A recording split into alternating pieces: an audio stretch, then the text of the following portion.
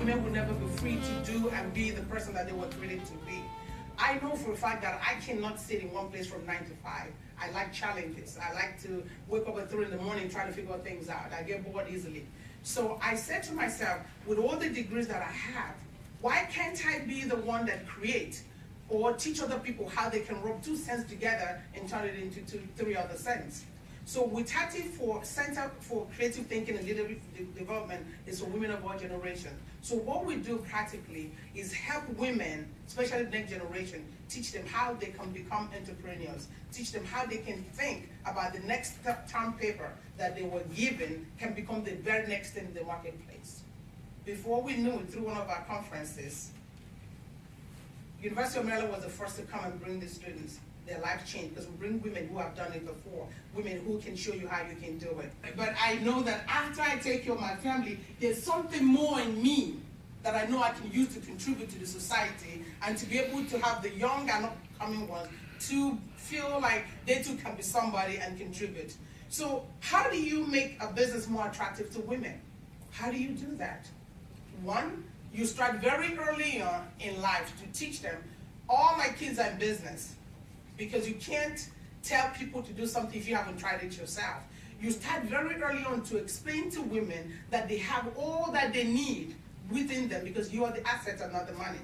That if you know how you can train your mind to believe in yourself, in what you want to do in life, and you don't have to worry if other people don't believe in you. One, you have to find people to mentor you. You have to be in the midst of people who are constructive. You can never find me in the corridors of gossip, you know, he said, she said, thank you, sir, because you can't go anywhere with it. And by way of making business attractive for women, because there's many areas of women empowerment, but I believe that economic empowerment or total emancipation or entrepreneurship, because I think that you can't, if you know how much money you have in the bank, you're poor. Wealthy people only know their worth because they're out there generating and producing and creating wealth. You follow me? So I remember reading something that is also life-changing for me. Part of what women's issue is also us. I read something months ago about what Madeleine Albright said, who was the former Secretary of State for America. And she said something to the effect of, there's a special place in hell for women who are in position of power but refuse to help other women. Does that make sense? Yes. One of the biggest issues is not what is not there for us. But my experience is most of the women do not help one another. But one thing they don't understand, that I believe in the power of the universe. The sooner we begin to embrace one another and show each other the way that we have already gathered, from those that are sincere coming to you to work, the easier it's going to be for the girls, like the ones I met just coming back from Tanzania, about the fact that women have to be able to be there to support each other. Because if you're not giving, you cannot receive. If you're not teaching other people what you've already learned, you cannot grow yourself. So what we have done is take the same premise, come together every year to put a conference together where we teach women how they can take the gift in their hand, that everyone is a brand. Is how you teach yourself how to turn your brand into what the marketplace wants. So like the what's his name, the CEO of Microsoft, what's his name, Steria, what is it, Mandel, what is his name, the guy Mandel, thank God his name is not Mandela. The one that talked about the women need to depend on karma, you know, to get a raise. Another thing, we need to start reading and following up what's going on. Because if you're not reading, you're losing out in life. You gotta know what's going on, because that's how you gather your strength to know what you need to do to leverage in the marketplace. And so what I do is teach women about intellectual property, using their mind to earn what it is that you need to do and you need to be in life. And so the point is that women cannot depend on karma. If you were taught, because society says, oh, you need to be, people call me all kinds of names, oh, she's too aggressive, thank you so much, that's a compliment, because I know what I want out of life. So if we teach our women and the young girls coming up that they have everything within them, doesn't matter what anybody says, you have the power to go and ask for what you want out of life. So with Tati Center for Creative Thinking, Leadership and Business Development is what we coined that we're using around the world. Teaching women, teaching girls, even the Daughters of Destiny, which is 3 generations where we're all connected. that they have what it takes. And we have a system, we have a protocol that we use to teach people that. So what I'm saying in effect is that women empowerment has different angles, but we have chosen to stay with economic empowerment. That doesn't mean we don't teach other things, but I know for a fact that women stay in abusive relationships or any kind of a relationship that is negative to them, often not having money or being able to depend on themselves financially is one of the. So we know for a fact that any child, that it is better to educate a girl than to fix a woman. Because if that girl is not educated in time, when she becomes an adult, it's almost impossible. It's very difficult to. So we believe in getting very early to teach them that they have the power and they can do it. So what I'm going to do right now is I'm going to sit down looking pretty. Then, so during the question and answer, I'll be able to speak a little bit more because I believe in broad view, and then you come back centering. And with Texas Center for Creative Thinking, Leadership and Business Development is the way to go, because that's the only way I know for a fact that if you don't start with the next generation, teaching them the way that they can become the top executives of leadership in the world, that nothing is going to change. Yesterday was then. We might have missed it, but the last thing we want to do is to let the next generation not get that opportunity to do differently. And that's what we're committed to doing. And nations and colleges around the world are embracing us. So I hope that some of you will come along and we get it done together. Thank you so much. I appreciate it. Thank you very much, Margaret, for such a very, very well-rounded presentation. And please let's give Margaret with a round of applause. I think early training and also showing by example is going to be very critical, particularly in the area of leadership. Just another important study to support some of what Margaret has just shared with us. This is again done by Ernst & Young. It reads, if China and India each represented roughly by 1 billion emerging participants in the global marketplace. Now, this study is saying the 3rd billion represents women. So it's saying this is the most important frontier in terms of development that as development experts we have to focus on. And the point there is that there is tremendous disparity in terms of women participation in the global economy. And they say most of these women are between the ages of 20 and 65. And nearly 95% live in emerging economies. The rest live in North America. And this study tells us over and over again that a rapidly changing world is in need of great leaders and full participation of women in team activities such as sports nurtures the advanced leadership skills that complex world economies so urgently need. And with that, I also please would like all of our audience to be getting ready for the kind of questions that will challenge our presenters so that we can get the kind of recommendations and the kind of focus that this important discussion deserves. I would now call on our second presenter, Peggy Clark, the Executive Director of Aspen Institute. Peggy. Thank you, Fred. I appreciate your kind remarks, and I appreciate being with a room full of really strong, powerful women. It's always great, and thank you, Margaret, for calling out people to speak to you. This is a town hall, so this is meant to be a conversation. So I wanted just to ask you some questions related to our topic today, which is empowering women to become engines for private sector economic growth. So I'm going to speak today about a sector of the economy where millions of women in the developing world work, yet are largely invisible and are not seen as engines of growth or economic opportunity, and where often jobs and income are really not counted at all. Does anybody know what that sector might be? Okay, well, I'll tell you that it's the artisan sector. And some of these images you'll see here are some of the artisan businesses that we've been working with on our New Faces of Trade campaign. The artisan sector, this is a very surprising statistic, is the second largest employer after agriculture in the developing world.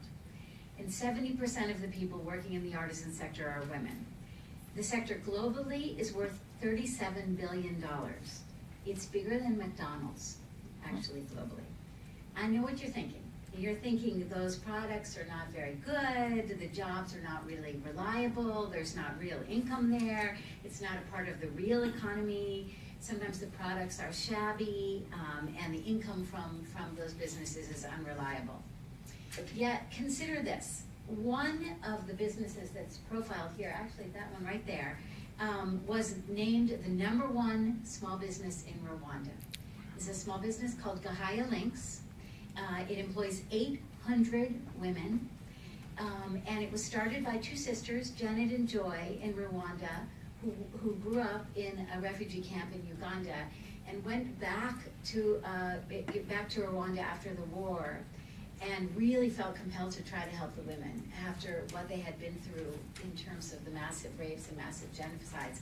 And they said, first, we're just going to put 20 women together in a room. So they put 20 women together in a room. They said, let's just talk about what happened. And then they looked at each other and said, we have to give them something to do. This healing is going to be really, really difficult. And they realized that almost every woman had the technique of basket weaving. It was something that many, many people had the skills to do. So they began creating baskets. And the cleverness of Joy and Janet is such that today, that business has revenues about $200 million a year, and Janet and Joy regularly sell at Starbucks, at Macy's, at Anthropologie's. It's a very significant business. On average, the women earn $200 a month income from their participation in Gahaya Links. Another business that we work with that may surprise you is one that's in Peru. It's called the Center for Traditional Textiles, and it was started by a woman named Nilda, and this is up in the mountains in the Andes, and she recognized there were very little opportunities for women, and that at the same time, Peru had these magnificent weaving techniques. So she went to the old people in the village to learn how to do the techniques, and she began starting a small cooperative business. That business today has 1,500 employees. They mostly sell in Peru to tourists, but they are recognized globally for the quality of their products. So one of the things I wanted to tell you about today is we've recently started a new initiative called the Alliance for Artisan Enterprise. And my colleague from the U.S. African Development Foundation, Shari Barambach, and I have been thinking about how we can work to move policy support to support these kinds of small businesses that really do make a difference in so many women's lives. And that somehow we have to be able to crack the nut of people thinking that these are not really very significant and give these businesses the kind of support they need. So we founded the Alliance for Artisan Enterprise. Secretary of State Hillary Rodham Clinton helped us to launch it at the AGOA, which is up for reauthorization next year. AGOA is a really interesting act because both Republicans and Democrats are proud of it in the U.S. It has a lot of support, and most people think it's been very effective. What we're working to do is make sure that AGOA works for the smallest farmers, the smallest artisan businesses, and that those that need it the most will benefit from that. So we'd like to invite you today to join us in this campaign. It's called the Faces of Trade. That's what this is right here. You have that, and you've seen some of these images. And we're going to together try to be bringing many of these business owners together with members of Congress in the U.S. and others to talk about how they could increase the trade capacity building elements of AGOA, how they can unlock financial resources for these types of businesses, how we can work to say which are these types of artisan businesses that have really succeeded, which are the ones that have really managed to endure over time and continue to provide jobs and resources. So we're starting that campaign. Of a survey of our members, we have found that just in 10 of our members, there were over 150,000 jobs. So our efforts are to try to kind of unlock the potential of the artisan sector. Most of you know many people that work in artisan businesses. You've probably bought many of these products, but you may have not thought of it as a vibrant sector of the economy that we can really work to support. And so that's what we're trying to do. We're trying to bring that out of the shadows. We're trying to make it seen as a real part of the economy. Also, there's another element here, which is around the fact that businesses like this represent the kind of development that we want to see. We respect the uniqueness of culture and place. One of our members is in Mali, and he's working with indigo dye. There's only a few places in the world where you can get the real original indigo dye that makes that magnificent blue that our colleague is wearing today. He said that that whole tradition would die unless he tried to figure out how to preserve that technique. So he went to the elders, and he's managed to work with this incredible indigo dye technique to create these beautiful scarves that are actually sold in Belgium, in Paris, in France, on Fifth Avenue. And so he is not only preserving something that is really unique and special to Mali, but he's helping to raise incomes in the meantime. So that is what we're trying to do. We invite you to join us. We invite you to put your skepticism aside, that this is just a soft part of the economy, and join with millions of women all over the world to help us support the faces of trade. Thank you very much. Thank you very much, Peggy. And Peggy's point are really right on the money. And for one of the reasons, and we're so proud that the Africa Development Foundation is taking the handicrafts and the artisan sector very seriously. You know, this is one of a very established sector, and the number one leader in this sector, believe it or not, is China. And some of these products are supposed to be authentic, they're supposed to be cultural. So if you couldn't get authentic Peruvian products from Peru, but it has to come from China, you couldn't get authentic product of Rwanda from Rwanda, you have to get it from China. It clearly shows the gap that we've talked about. And the program that the ones that the African Development Foundation and the Aspen Institute is putting together clearly will empower women and will create jobs. Just think about it. Just 2 women in Rwanda in the last 5 years being able to create a business that is doing $20 million a year. That is powerful. And that is one of what we hope. And if I could just ask, how many people in this room are members of civil society organizations?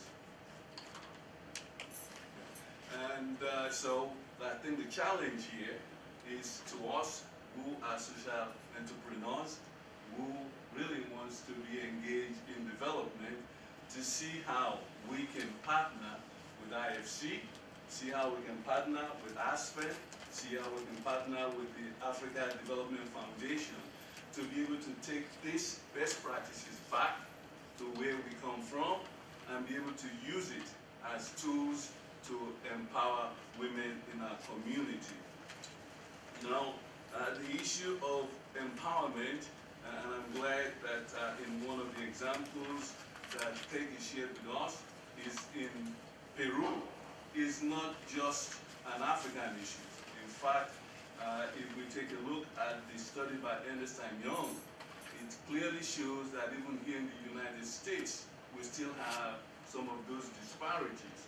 And part of my organization effort to address that, and I just want to share that very quickly with you, because it goes along with what the presentation that Peggy has just done is in Zambia during the 2011 AGOA forum, we established the Africa Trade Development Center.